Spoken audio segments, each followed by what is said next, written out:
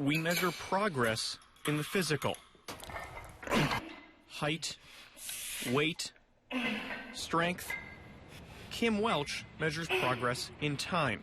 You only got so many times on this, almost so many days on this earth that just make each day count. When he's not teaching in Moberly or watching his favorite show, American Ninja Warrior, he's working out as an escape from the uncertainty of not too long ago. I just got to where I was just pretty much skin and bone. My first thought, which is a horrible one, I thought bone cancer. For 2 years, Kim was left confused and frustrated as his body broke down. When it got to where 5 pounds was just excruciating just on the pain. At one point, it was almost like seeing an 80-year-old man walking around in a teenager body. The pain too much for him to even walk UMKC's campus, forcing him to leave school. And it was just kept on getting worse and worse. And then it was that point, was like I said, probably my lowest, and I just was preparing pretty much to pass on at that point. When we started really pushing to get into Mayo and all, was when Kim, even though it happened, excuse me, when he came to his dad and I and said, what's going to happen to me? How am I going to take care of myself? You all won't be here forever. That was getting to be my concern. What if he goes before we go? I definitely never gave up hope, but I'm pretty much ready to die. We literally would almost have meltdowns at night going, like, God help us. Please guide us to the right doctor. Finally, after countless doctors and tests, the family's prayers were answered. Among other problems, they learned he had osteoporosis, a treatable condition. I looked at it every day kind of going home, and I was like, yes, finally get back in the gym. Try to... And Mom and Dad, we have him back. Got back a boy they hadn't seen in years. We thought, oh my, he's going to have a life. All of Kim's hours at the gym now serve two purposes: do what once seemed impossible and inspire his students by trying out for his favorite show. Say like, hey, my teacher, he's on American Ninja Warrior, and it's not some person like, oh yeah, someone in Missouri, they're on American Ninja Warrior. Like, no, my teacher is on American Ninja Warrior. It's the next goal in his long journey back, as he measures progress not in his newfound strength, but in the distance it took to get there.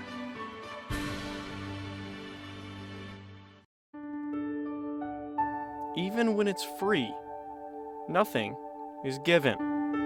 But Paige Renfro was given basketball early on.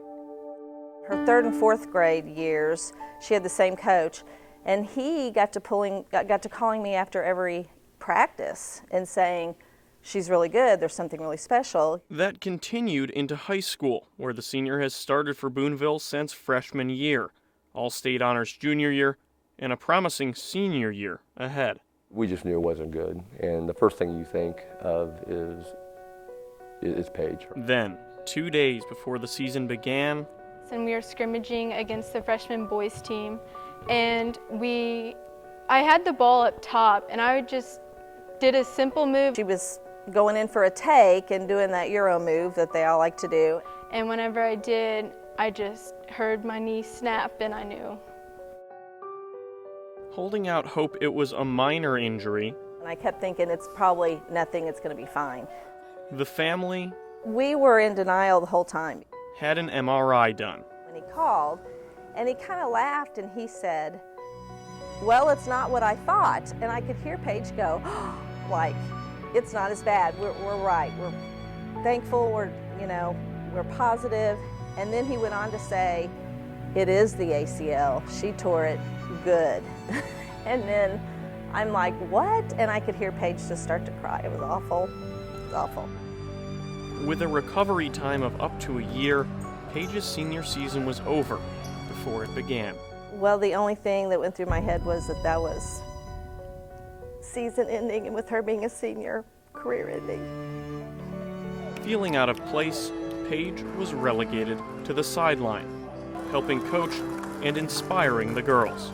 That's where she stayed all year until senior night. I've always had the tradition of starting my seniors. It was really important to me just for her to say she was on the court in a game for the season. So in the team's final home game,